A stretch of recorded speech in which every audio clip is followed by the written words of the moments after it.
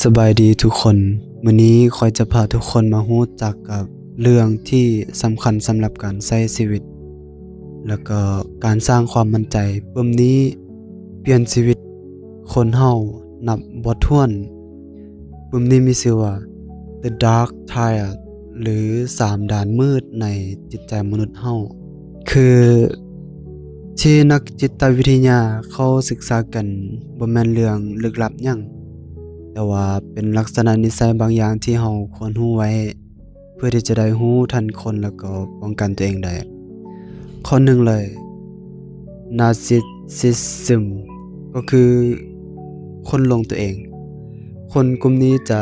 รักตัวเองหลายกว่าหมู่เห็นว่าตัวเองพิเศษเก่งกว่าคนอื่นแล้วก็มักให้คนอื่นมาสมเสยมักเป็นจุดเด่นบ่ค่อยสนใจความรู้สึกของคนอื่นปานใด ถ้าไผบ่เห็นดีนำเขาเจ้าก็จะบ่พอใจ มีตัวอย่างคนที่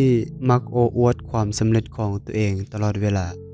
บ่ว่าจะอยู่ไสก็ต้องเป็นคนที่เด่นที่สุดดังที่สุดบ่ฟังความคิดเห็นของคนอื่นเลยข้อที่2คือ Machiavellianism ก็คือคนเจ้าเล่ห์มักใส่คนกลุ่มนี้จะฉลาดเกมโกงคือมักใช้คนอื่นเป็นเครื่องมือเพื่อที่จะได้สิ่งที่ตัวเองต้องการ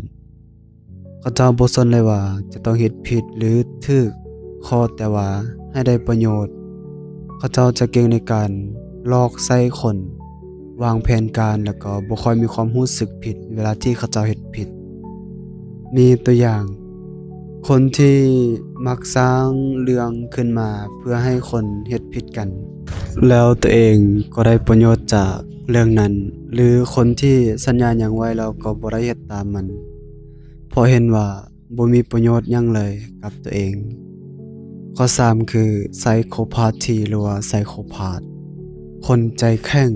บ่มีความรู้สึกคนกลุ่มนี้จะบ่รู้สึกผิดบ่มีความเห็นอกเห็นใจคนอื่นเลยเขาเจ้าสามารถเฮ็ดสิ่งที่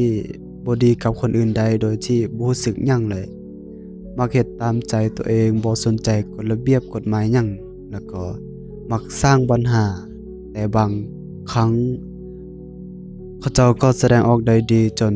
กระทั่งคนอื่นธรรมดาทั่วไปคิดว่าเขาเป็นคนดีแท้ๆตัวอย่างคือคนที่มักเฮ็ดให้คนอื่นเจ็บปวดทางกายจิตใจแล้วก็บ่รู้สึกหยังหรือคนที่มักตัวแบบหน้าด้านตัวแบบนายเฉยๆหน้าตายนะโดยที่บ่มีความรู้สึกผิดแล้วเป็นหยังเราต้องรู้ การรู้จัก3ด้านมืดนี้บ่ได้หมายความว่าเราจะต้องย้านคนอื่นเสมอไปเรามีวิธีรับมือคือรู้ทันคนเวลาเราพบคนที่มีลักษณะแบบนี้เราจะได้ระวังตัวแล้วก็บ่ได้ตกเป็นเหยื่อเขาง่ายๆ2คือป้องกันตัวเองวิธีรับมือแล้วก็บ่ได้ให้เขาเจ้ามาเอาเปรียบเราเข้าใจโลกบางครั้งคนเราก็มีด้านมืดอยู่ในตัว การเข้าใจมันจะช่วยให้เราใช้ชีวิตได้อย่างมีสติหวังว่าสรุปนี้จะช่วยทุกคนแล้วก็ส่งให้คนที่เจ้ารักได้ฟังนำกันค่อยจิบิจุดประกายน้อยๆที่ยิ่งใหญ่เริ่มได้ที่ตัวเจ้า